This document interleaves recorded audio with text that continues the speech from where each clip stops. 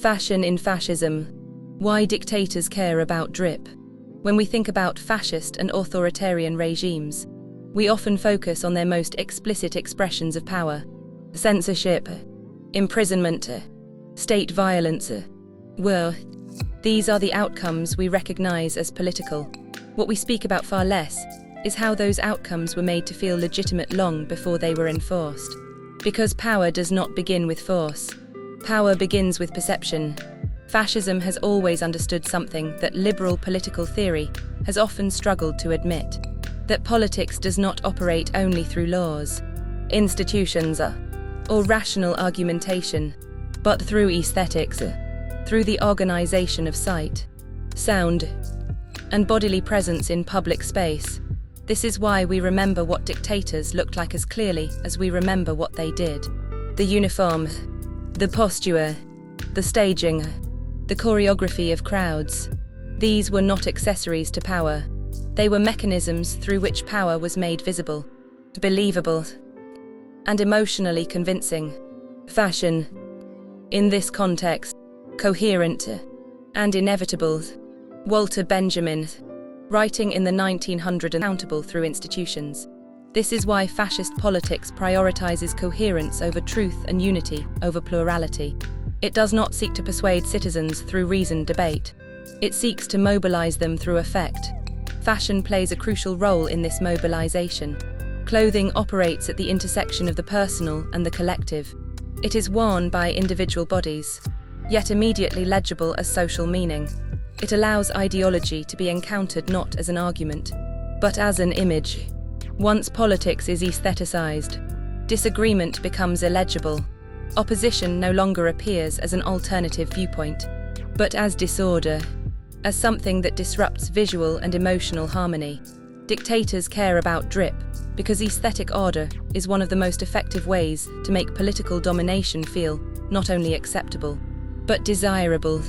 Uniforms are often described as symbols of authority, but this description is incomplete.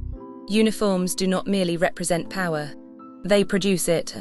Mitchell Foucault's work on discipline and biopower helps clarify how this functions. Modern power, Foucault argues, does not rely solely on repression or spectacle.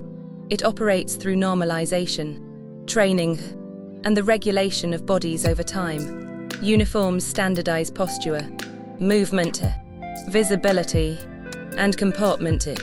They teach bodies how to exist in space. They make populations legible and predictable. In authoritarian systems, predictability is essential. A population that looks uniform is easier to mobilize, easier to surveil, and easier to punish. Difference becomes immediately visible. Conformity begins to feel natural. This is why fascist regimes obsess over details that appear trivial. Hair length, grooming, gender presentation, acceptable silhouettes. These regulations are not cultural quirks. They are techniques through which power enters the most intimate dimension of life, the body itself. Once obedience is embodied, it no longer requires constant enforcement. The uniform produces self-regulation. Power becomes efficient, while the masses are absorbed into uniformity. The dictator's body operates according to a fundamentally different logic. The leader is not meant to appear ordinary, nor is he meant to appear merely superior. He is meant to appear inevitable. Roland Barthes describes myth as a process that removes history from objects, transforming contingent power relations into natural facts. The dictator's appearance performs precisely this function. Military uniforms signal permanence and command. Traditional clothing signals authenticity and destiny. Carefully staged simplicity constructs moral superiority rather than humility. Through repetition, the leader's image detaches from time. His body becomes a symbolic container for the nation itself. This is why authoritarian leaders cultivate a consistent, highly controlled aesthetic. Once power becomes symbolic, it becomes resistant to critique. To question the leader's appearance is to appear to question the nation, the culture, or history itself. Fashion here functions as ideological armor.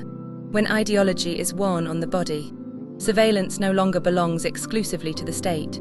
It becomes social. Hannah Arendt warned that totalitarian systems flourish when social trust collapses and individuals experience one another primarily as potential threats. Fashion accelerates this collapse. Once clothing becomes politically legible, every public interaction becomes an act of interpretation. Belonging and deviance are assessed visually. Neutrality disappears. The private self erodes. Because the body itself has become a political surface, this is how authoritarian regimes reduce the need for constant repression. Fear becomes internalized. The population polices itself. Fashion does not merely express loyalty, it enforces it. Fascism's obsession with fashion is inseparable from its obsession with gender. Gender structures reproduction, biological, cultural, and ideological. Clothing becomes a mechanism for stabilizing these structures. Women's bodies are regulated not primarily for moral reasons, but for demographic ones. Femininity is stylized to signify purity, domesticity, and continuity. Masculinity is exaggerated to signify strength, aggression, and readiness for violence. Queer and gender non-conforming bodies destabilize this system because they reveal that identity is not natural, but performed.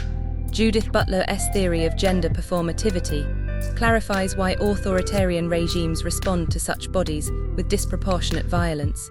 If identity can be performed differently, then social order is not inevitable. Fashion becomes a site where this contingency must be suppressed. By regulating appearance, fascism attempts to freeze identity itself. Fashion is not shallow. It structures perception, organizes belonging, and normalizes power long before violence becomes visible. Fascism understands this.